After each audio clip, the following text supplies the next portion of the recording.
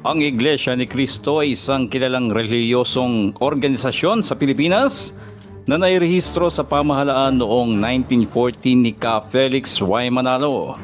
Sa paglipas ng panahon, naging isang maimpluwensyang puwersa ang Iglesia ni Cristo, hindi lamang sa larangan ng evangelization, kundi pati na rin sa usaping pampolitika.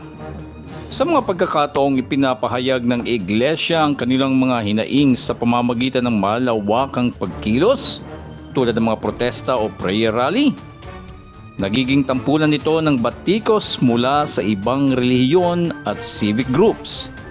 Sa ulat na ito ay nilalayon nating suriin ang mga kadahilanan kung bakit nagkakaroon ng ganitong klase ng negatibong reaksyon ang ilang relihiyon tuwing nagdedeklara ng kilos protesta ang Iglesia ni Cristo na nagpapakita ng kanilang opinyon o hinaing sa pamahalaan. Ang Iglesia ni Cristo ay kilala sa kanilang disiplina, organisadong pamamahala at kakayahang ipabatid sa mga kaanibang mga bagay na naisiparating sa pamahalaan. Isa sa mga pinakatampok na protesta na isinagawa ng Iglesia noong Agosto 2015 kung saan daan-daang libong kaanibang nagtipon sa EDSA para ipahayag ang kanilang pagkadismaya sa Department of Justice o DOJ sa pamumuno ni Secretary Leila de Lima. Ang kanilang reklamo ay nakasentro sa investigasyon ng DOJ laban sa ilang lider ng simbahan na nauugnay sa mga di umano'y illegal detention at korupsyon. Ayon sa Iglesia, ang investigasyon ng DOJ ay paglabag sa prinsipyo ng separation of church and state. Idiniin nila na ang gobyerno ay hindi dapat makialam o manghimasok sa pangloob na usapin ng simbahan. Gayunpaman, ang protesta ay nagdulot ng matinding trapiko at abala na naging ugat ng galit at pagkadismaya mula sa publiko. Pag-usapan naman natin mga kapatid ang reaksyon ng iba't ibang religious organizations at mga civic groups. Narito ang ilan sa mga pangunahing tugon mula sa mga ito. Una narito ang Simbahang Katoliko. Ang Catholic Bishops' Conference of the Philippines o CBCP ay nagpahayag ng kanilang pananaw kaugnay sa mga protesta ng Iglesia, partikular noong 2015. Anila, ang EDSA Shrine ay isang sentro ng pananampalataya para sa mga Katoliko at hindi dapat ito gamitin bilang lugar ng pampolitikang protesta mula sa ibang relihiyon. Hinimok nila ang Iglesia ni Cristo na irespeto ang kabanalan ng lugar. Sinabi rin ng CBCP na dapat sundin ng lahat, kabilang ang mga relihiyosong grupo, ang batas ng ating bansa. Kung matatandaan na mga kapatid, noong panahon ng EDSA 1 at EDSA 2 ay ginamit nila ang lugar para pabagsakin ang administrasyon ni dating Pangulong Ferdinand Marcos Sr. at dating Pangulong Joseph Ejercito Estrada. Pangalawa ay ang mga evangelical groups at ibang sekta. Ang mga evangelical groups ay nagbigay diin din na ang relihiyon ay hindi dapat ginagamit bilang sandata para magpataw ng presyon sa ating pamahalaan. Para sa kanila, mga isyong pampolitika ay dapat resolbahin sa tamang proseso at hindi sa lansangan. Itinuring ng ilang mga lider ng relihiyong ito ang kilos protesta ng Iglesia ni Cristo bilang isang uri ng pagmamalabis sa kapangyarihan na nagdudulot ng tensyon sa lipunan. Ngunit hindi ba't binabatikos din nila ang pamahalaan ukol sa mga isyu ng moralidad kagaya ng usapin patungkol sa LGBTQI+, divorce, abortion, drugs, krimen, korupsyon, lalo na sa usapin patungkol sa PhilHealth funds para sa mga taong nangangailangan ng pinansyal? Hindi ba't lumalabas din sila sa kalsada upang ipanawagan sa gobyerno na aksyonan ng mga bagay na ito? Ulitin ko, kami nagtatanong lang. Pangatlo ay ang mga civic organizations gaya ng Commission on Human Rights or CHR na nagsabi na ang karapatang magpahayag ay mahalaga sa isang demokratikong lipunan.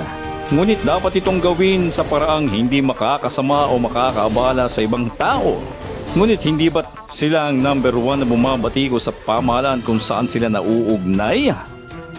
Lalo na sa issue noon ng di umano'y EJK ng pamahalaang Duterte, na kapag may napapatay na mga pulis o sundalo dahil sa lehitimong operasyon nito ay wala silang imik. At kapag may napatay na mga drug addicts o mga drug suspects, lalo na sa lehitimong operasyon ay sandamakbak na pag-iingay ang ginagawa nila. May parali-rali pa sila magmula UP hanggang Mendiola, kasama ng mga bayarang protesters. Inuulit ko po ulit, nagtatanong lang po. Ang ikaapat naman ay ang kabuuang publiko, partikular na mga motorista at mga manggagawang naapektuhan ng trapiko noon. Nagpahayag din sila ng kanilang pagkadismaya sa ginawa ng Iglesia ni Cristo. Marami ang nagturing sa kilos protesta ng Iglesia bilang isang mapanirang gawain na nagdulot ng dagdag na pasanin sa mga ordinaryong mamamayan. Hindi ba't marami din silang naabala noong panahon ng EDSA 1 at EDSA 2? Inuulit ko po ulit, nagtatanong lang po tayo. Narito naman ang mga implikasyon ng pampublikong pagkilos ng Iglesia ni Cristo.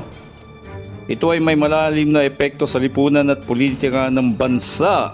Una, pagkakaisa o pagkakawatak-watak. Habang ang Iglesia ni Cristo ay nagkakaisa sa kanilang layunin, ang kanilang mga kilos protesta ay maaari di umano na magdulot ng pagkakawatak-watak sa lipunan. Ang tensyon na dulot ito ay nagiging sanhi ng hindi pagkakaunawaan sa pagitan ng iba't ibang sektor ng lipunan. Ikalawa ay ang pagtutulak ng reforma. Ang malakas na presensya ng Iglesia ni Cristo sa mga pampublikong pagkilos na gaya ng protesta ay nagiging daan di umano upang mapansin ang kanilang hinaing. Sa ilang pagkakataon, ito ay nagtutulak sa pamahalaan na gumawa ng aksyon o magpatupad ng reforma sa pamahalaan. Ang ikatlo, pag-aalala sa kalayaan sa pananampalataya. Ang pampublikong pagkilos ng Iglesia ni Cristo ay nagbubukas ng diskusyon tungkol sa kalayaan sa pananampalataya. Habang ang INC ay may karapatan na ipahayag ang kanilang opinyon, di umano'y mahalagang balansein ito upang hindi makaapekto sa kalayaan ng ibang grupo. About prayer rally na isinasagawa ng Iglesia ni Cristo ay maaaring maging negatibo. Depende sa perspektibo ng isang individual. Sa kabila ng maraming mga haka-haka at negatibong impresyon mula sa publiko, nananatili pa ring matatag ang prinsipyo at paninindigan ng Iglesia ni Cristo na ipakita ang importansya ng pagkakaisa, hindi lamang isang mananampalatayang Kristiyano, kundi bilang isang mamamayang Pilipino. Maraming salamat po sa inyong walang sawang pagtutok at panunood dito sa ating channel. Isang malaking karangalan ang makapaghatid sa inyo ng mga dekalidad na talakayan patungkol sa mga nangyayari sa ating lipunan. Sa mga bago pa lamang dito sa ating channel at nagustuhan ninyo mga ganitong klase ng mga content, ay huwag nang magdalawang isip na pindutin ang like button at i-comment ang inyong mga reaksyon at opinyon sa mga topic na ibabahagi natin dito. At pupusuan natin yan, promise. Makinig! Magsuri, matuto, at magtanong.